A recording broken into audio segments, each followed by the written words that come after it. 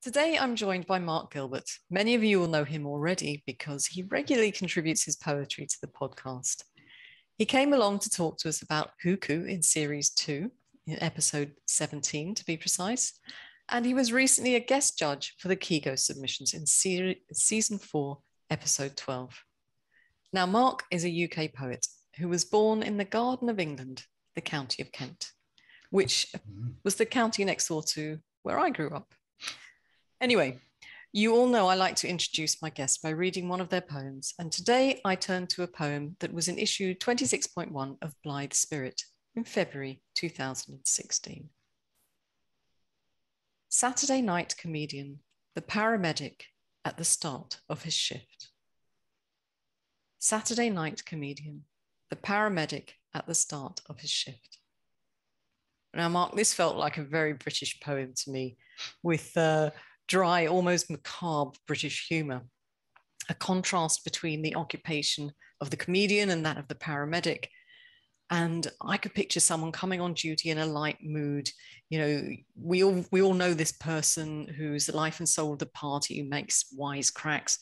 But then the poem takes a turn and suggests the weariness of that person at the end of their shift and hints at the horrors that that person might have had to face. So much information in so few words. And in terms of syllables, a long haiku. But I think we're going to be exploring that idea later. So why long haiku?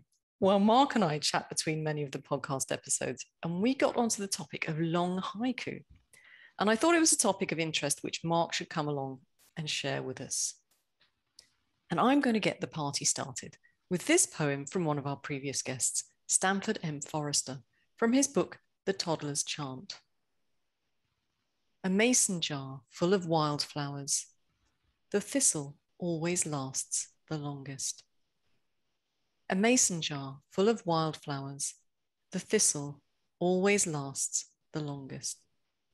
Now, I don't want to preempt what Mark's going to say, so I'll leave that poem hanging with you and say, Mark Gilbert, welcome back to the podcast. Let's chat about long haiku. Yes, well, thanks very much, Patricia. It's great to be back on the podcast. I do like that haiku very much. And with its very, very long, well, quite long first line. Yes. Which is one of the things that we can talk about today. Mm-hmm. So the first thing I was going to say is that I actually think that all haiku are short. Those of us involved in haiku, I mean, we often sort of forget that actually, and it's a bit like the elephant in the room. But it is one of the main things that we are involved in when we do haiku. Things that are short. And so even talking about a long haiku is a bit of an oxymoron. And basically to everyone apart from the very few people who write haiku and study it, all haiku are incredibly short. And so we shouldn't get too wrapped up in how long is a haiku. And when I looked for examples of what I would call long haiku, I found very few. And most of those were either over 10 years old, I would say, or were written in an old-fashioned style, or maybe from people who've been doing it for quite a while. And I do feel that fashions have changed over that period. And I feel there is a much stronger focus on what I would sort of call minimalism. I think it's the whole ethos of haiku, which is the theory of what they contain and what they do, which is wrapped up in that they are small and succinct, and they don't splurge out and tell everything that needs to be said. Haiku, well, in my opinion, haiku have got sort of smaller over the last sort of decade or maybe a couple of decades. And I think that's partly because of the influence of the internet and social media. And I also think it's this area of what I would call today kind of literary haiku, or the kind of say, serious haiku that we're talking about here, and that community, I think it has wanted to distinguish itself from the 575 haiku community. I think there has been a desire to distinguish these kind of haiku from the 575 ones. And part of that, I think, is to make them smaller and different in form. It's fun to come to the definition of a haiku, or where's the border of a haiku, and test that some of the time, and look at some of the, what I might call rules. I mean, I know some people don't like talking about rules and things, but I think there are rules. I think we'll come through today. I think there are sort of rules about what you should and shouldn't do with haiku, and what haiku should look like and what it shouldn't look like. And I think it's fun for some people to test that, break the rules, look at the borders, and say, I mean, it's one thing I like to say. I don't know if I've got an answer. I like to say, what is a haiku? Is this a haiku? Is it not a haiku? When does something become not a haiku? Which is perhaps esoteric, but that's kind of where I'm at when talking about long haiku. I think taking something which is totally contrarian and saying, oh, I'm just going to write a long haiku, whatever that is. I think that's an interesting thing for me to do. And I feel that it might help people to break out of the sort of set way of doing things, and maybe come up with something different, maybe connect to other forms of writing. And it may also help us to recover other techniques that maybe get squeezed out when all we are doing is trying to write really, really tiny haiku. What I'm trying to get is, I'm not really talking about how long a haiku is, how many syllables. I'm not really that interested in that, but I'm interested in the wider area of what a haiku, how can we write differently or come up with new ideas. So I hope this is sort of part of that area. And so the next thing I'm sure you are dying to ask me is, what is a long haiku? Wow. I was going to, and then I thought, oh, should I? But anyway, because I'm ready for that. We've had some discussions in the past about what haiku are and what they're not. But please, for our purposes today, tell me, what are you thinking in terms of long haiku? So what is a long haiku? Or rather, how big is too big for a haiku? Which is perhaps another side of the question. Yes, that's a good way to look at it. So for the purposes of today, I'd really say, and my experience the last few years, anything over 14 syllables, I'd say is probably regarded as a long or a longish haiku. And certainly anything with a single line longer than 7 syllables. I do find it very rare to find one line of a haiku 8 syllables or more. I think there is some, dare I say, syllable counting going on among some people. You and I put together a few haiku before we came along today to talk. And when I was doing my bit of research, I found that whilst I could find the long haiku, I could find some long haiku in journals, I was finding more where somebody had been able to publish a book of their haiku. And I thought that was very interesting. And I wondered how much editors now are influencing, I suppose it's inevitable that editors influence the way we write haiku. But I would like to think that what we're trying to do here today as well is to try and broaden the scope and say, bring your ideas to the podcast, to Poetry Pea, and let's work on it together and see what we can come up with. Yeah.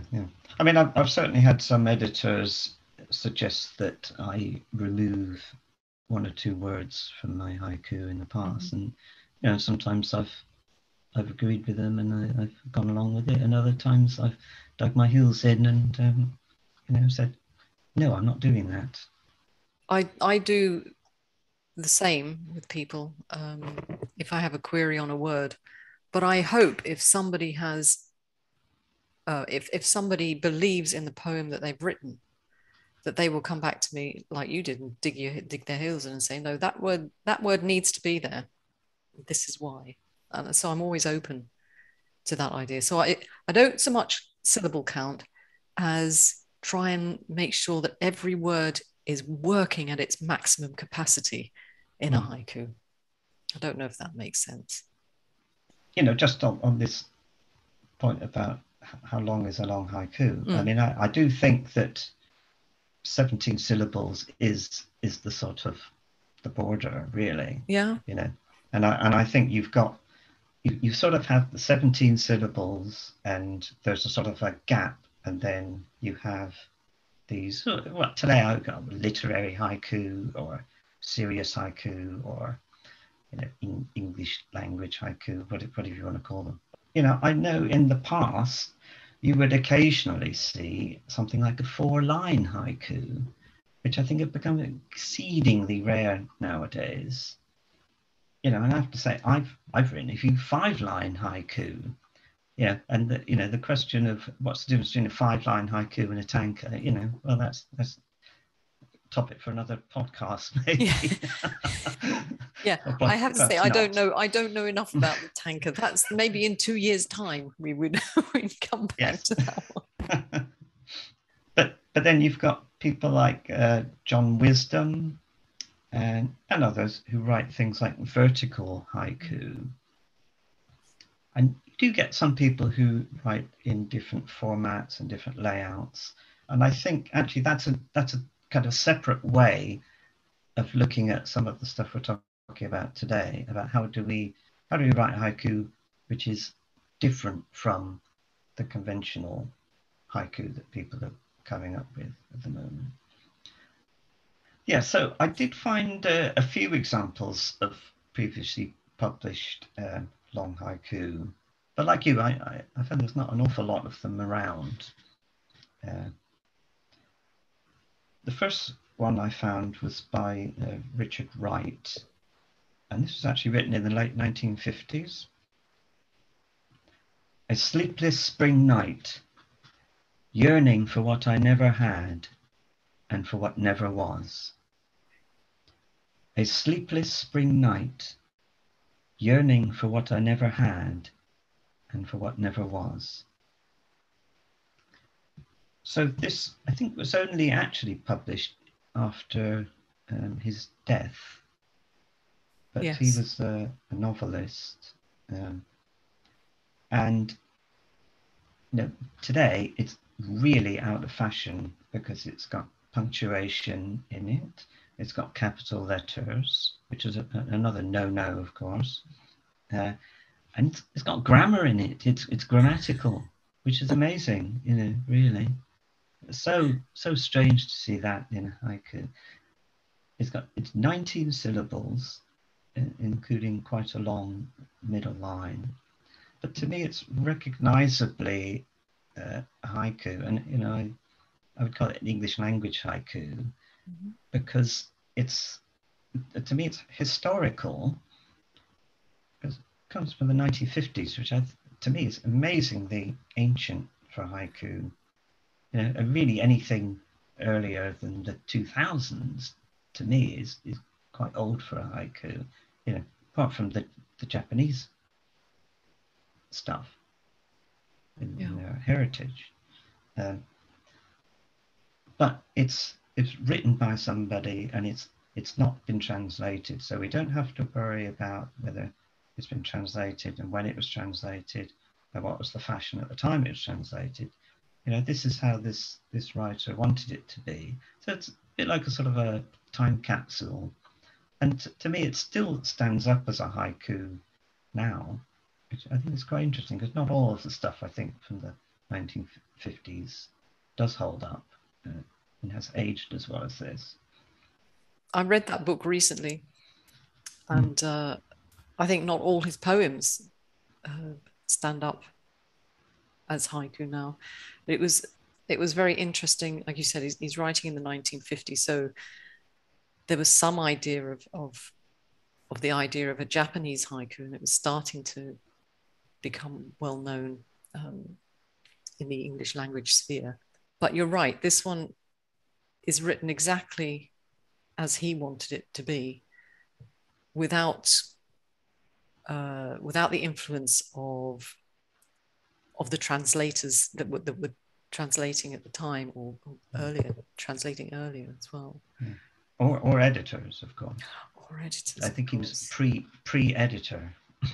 He was pre-editor, and I think God love him. He was writing these haikus in Paris, wasn't he? Because he wasn't very well, and he'd had political problems in the US, and so he'd become exiled in Paris, and he was ill. And so I think he was writing the haiku as a diversion, probably.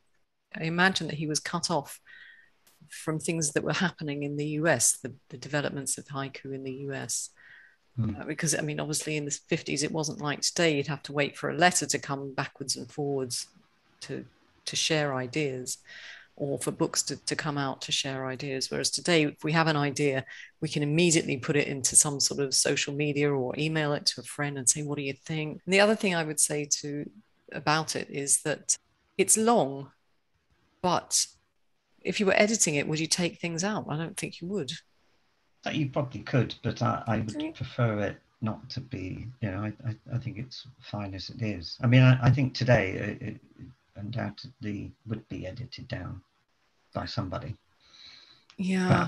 Perhaps the writer would have edited it down themselves. He would probably have written it very differently, knowing what was going on in the contemporary field of haiku. Tell you what would be interesting. If anyone who's listening to us now would like to go and have a look at that poem on the show notes, and if you have ideas as to how you would make it with how you would write it with a contemporary feel, how you would edit it, write in, let us know. And Mark, if I get anything, I'll share it with you, and we'll see what comes through. The other thing I was just going to mention here, because we touched on editing, I don't want people to think I'm sort of saying that because we can write a long haiku, then we don't have to worry about the editing. And just because something is longer, you know, it should be as difficult to edit, if not more difficult, than something which is very, very small. We should have that same sort of care over getting it right. But what's different is that it's a different process of editing. It's not a case of kind of having a brainstorm and say, okay, let's chop this down, let's try this line, let's make it smaller and smaller until we get too small. But this is a different process where we can perhaps add things in and take them out again, put them back in, replace them with other things, because we don't have to worry about getting bigger or being too big, or, you know, the length of the lines not quite sort of matching. You know, we don't have to worry about that. You know, we're not as concerned about how the whole thing balances. And we certainly don't have to think about counting syllables. Definitely not counting syllables. And then if it doesn't balance, that could be part of the feeling, the effect that you're trying to achieve anyway. So when you're writing haiku of any kind, whether it's the shorter one, or as we're trying to say, you know, don't worry about the length too much, you have to consider so many things. You have to consider the words, the sound. Sometimes what it looks like on the page adds a great deal to the whole process and the feeling of the haiku. So I also found this haiku by Hana Mahoney, written in 2017.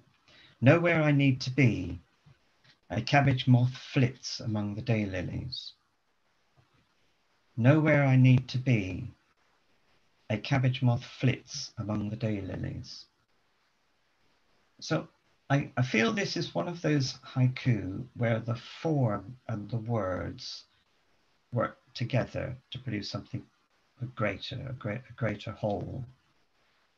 And this haiku, because it's fairly long and leisurely, it takes its time. And I think that fits with the content of the haiku, where we're going on this sort of journey, we're just sitting there, like the moth, the haiku itself is sort of flitting around, and we can just enjoy the atmosphere. I think it has a beautiful tone to it, which is part of the relaxation. I think the other interesting thing about this, when you look at it on the page, is it doesn't strike you as a long haiku. Yeah. You wouldn't look at it and think, oh, that is long. Richard's, you could see on the page, it does look very long. But Hana has written a longish poem, but it's very neat. It's well worded, and I think if we quote Ben Gar on a previous podcast, he talked about haiku being simple and succinct. It's certainly that. There's nothing pretentious about it. It's every word has a reason for being there, and it's suggestive. And it's suggestive of, as you say, a day spent doing nothing really, just having the time to observe things that you would normally miss. And as you rightly say, maybe the length of it gives you that feeling. Yeah, so I found another one that I was going to read from Gary Hotham. And this was just written last year. Blank spaces on the checkerboard, weeds moving into her flower beds. Blank spaces on the checkerboard, weeds moving into her flower beds. So this is another one which is actually 17 syllables, but which to me is miles away from, the usual kind of 575 haiku that you do find. It has a funnel shape on the page. So it's got a really long first line, and then it kind of goes down. So the second two lines are actually not long at all. It's really the first line is the one that makes it big and sort of ungainly on the page. And then it sort of moves down, and then you eventually end up where the haiku ends up. And that's the way I see it. I do feel Gary is more interested in getting across the scene or the image than he is in cutting it down into a nice kind of bite-sized haiku. I think he's happy to have it quite big, and he's got a word like a word like checkerboard is not a word you would actually put in a haiku because it's quite big and it's quite difficult to fit in. So a lot of time you'd say, I'm not going to use that word. I'm going to find another way of doing it. But he's put it in there, and I think it works. Yeah, because it's the right word ultimately to what you want to. Again, that's important. We spend a lot of time crafting these poems, and as you say, some people might have changed or thought, I'm not going to write that as a haiku because checkerboard is just too long a word. But, sometimes we have to stick to our guns and think, oh, that's the right word. Let's put it in. And he stuck to it. And it's an interesting visual haiku too. Oh, that's another one of the things that I don't like, which I'm sure has got some come from social media, that everything is now sort of left-hand justified, so conventional fonts, no punctuation, and so it's very rare to see even things which are sort of centered or have different indentations, and that a lot of that comes from things like Facebook and Twitter, I think, because it's just difficult to do those things on there. I've tried to do things with visual presentations and sent them to journals and had a lot of them rejected. And possibly some of it is because it's difficult to format when you're putting a journal together. And I hope in some ways that what we're going to encourage today is people taking a bit of a risk, a calculated risk, because people are good at their craft, and they really look at what they're doing and what they're trying to achieve. But maybe evolving something, maybe creating something a little bit new. But we shall see what comes in, won't we? You asked me to put one of mine in. I Yes. get very few of these, but I did find this one. It's day now, it's night now. It's day now, it's night now, it's day now. It's night, sing the cicadas. Never sure if I pronounce the word cicadas right, but that's the way I used to pronounce it when I was a kid. Let's not go there, because I think you and I have had this discussion before. Yes. Please correct me. No, I won't correct you, because I see that word and I think, oh my goodness, and the number of times I have to record, check, and then think, oh no, I've said it wrong. So yeah, we'll leave it the way you said it. And yes. Would you like to say it again? Because we've only read it once. It's day now, it's night now. It's day now, it's night now. It's day now, it's night, sing the cicadas.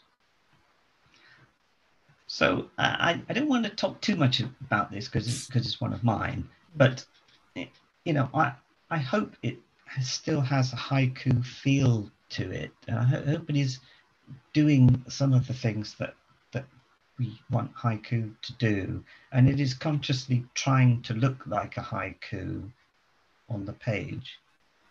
Yes, it's big. I mean, it's actually 22 syllables. It's pretty big for haiku. But it's 3 lines, it is 3 lines. And that, that's something else that I think is part of haiku, is the line breaks and the 3-line structure. So I'm sort of trying to explore that, doing something bigger, but still keeping that structure. It's trying to hopefully have, with that slightly bigger stage, it gives us a little bit more freedom to try different things and maybe different approaches, maybe words that we wouldn't normally use in a haiku. I mean, this one's loaded with repetition. Mm-hmm. And again, repetition is something that easily get edited out. Yeah. And sometimes the effect of repetition is to sort of hammer into people. And you can only really do that if you take a bit of space to do that. Yeah, I mean, I think the other interesting thing about this one, and people are going to have to go to the show notes and read it, which I hope they do anyway, but if you go to the show notes and read the poem, you'll see that it's punctuated, which you don't usually see in a haiku that gets published these days. And I wanted just to ask you, why did you decide to do it that way? I think I was trying to make it a bit disorientating. So I was trying to do things in it that people weren't expecting to see. Yeah. This disorientation is something I'm trying to explore myself at the moment. I think it's a very useful technique, or it could be a very useful technique in haiku, and it's something I really enjoy when I read it when I see it in somebody's work. The other thing I would say about this is it is one of those haiku where the moment or the image or the scene, instead of last like that long, an instant, in this case, it's about 3 days long, you could say. Yeah. And I do like ones like that. I think you've just given us another topic to talk about next year as well. How do you we always talk, and I bang on about talking about haiku being of the moment, but it is possible to express time or the passing of time in a haiku. We'll come back to that next year, Mark. Yeah, so those were the ones that I found. To finish, I would just reinforce that I'm not really talking about the length of haiku, and I'm not saying that this haiku is better than that one because it's a different length. I'm more trying to talk about having a healthy diversity of styles and different approaches and inspirations within the haiku community. I do have to say that is one of the things that your podcast does really well. Thank you. You do encourage that, and you do encourage us all to think differently about what we do, and to think of different challenges and different ways of expressing ourselves. So I think that's great. Thank you. Well, I would like to just finish then with one of my choices. And my choice, well, one of them was by Ollie Swiss from the Wales Haiku Journal in spring 2020. January thaw, stacks of yellowed hay bales steaming in the meadow. January thaw, stacks of yellowed hay bales steaming in the meadow. I love Ollie Swiss. Yeah, Emily. He doesn't seem to worry about the length. He writes, and he writes beautifully, and he has a real voice, I think. I love his gentle, imagistic poetry. Mark has come along and spoken to us about long haiku. We've had a long discussion and some examples about haiku. And we're going to encourage you to come along and write for us your version of a long haiku. But what I'd say to you is, yes, we want you to push the boundaries. We want you to experiment, but we still have to write haiku. That's what we're all about, haiku or senryu. Have a quick look at the submission guidelines, because I think they matter anyway. And you'll see that we do specify succinct. But I wanted just to define that a little bit, because in my mind, succinct doesn't necessarily mean short. It means make every word count in your haiku. Use the words you want. Use the words that make your haiku work for you. And don't worry, as Mark said, about the length of the word. I mean, look at checkerboard. How many of us would have used that sort of word? Be adventurous. Because the point of Poetry Pea is not just to discuss what haiku are, but we want to be open-minded. And as we grow and we continue to grow, I'd really like to see us be a part of the evolution of haiku. Today's podcast is going to help with that. And I'd like to thank Mark very much for, first of all, bringing up the topic for us to discuss, and for coming along today, for doing all the work for today's episode, and for encouraging us to be evolutionary in our thinking. Thank you, Mark.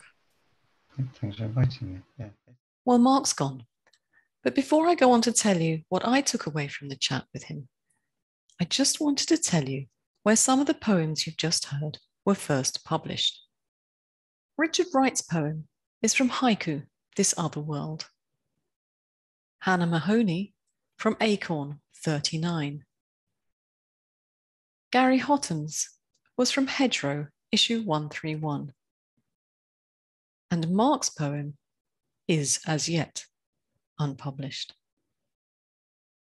In the chat we've just had, we concentrated on long haiku in the form of 3 lines. But I wanted to give you an example of a long monoku. It's by Michael Dudley from his book Pilgrimage. Snow swirling on the frozen river, a lone skater practicing toe loops.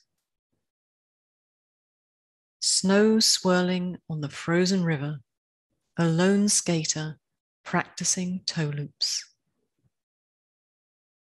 And just like the examples of the 3-line haiku we gave you, this is a lean monoku, by which I mean each word has its place in the poem. So when we put out our call for submissions for long haiku, you can send us any long 1 to 4-line haiku. The important thing is that your haiku, or senryu of course, should be recognizably of the genre. So what are my major takeaways from our chat? Well, Mark is expecting that your haiku would be 14 syllables or more. If you're counting syllables, stop. Your experience and your confidence will guide you. Just choose the right words for your poem.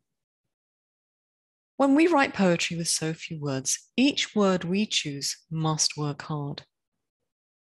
Don't be put off by the length of the word. Just choose the right one. But remember, haiku should be succinct. And by succinct, I don't mean short.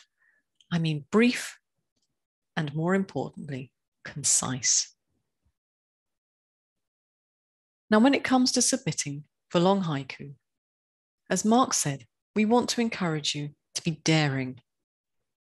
But at the same time, I am expecting haiku or senryu.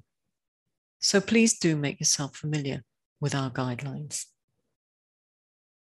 I hope you had an enjoyable visit with Mark and I, and we're both really looking forward to reading your long haiku submissions. Until next time, keep writing.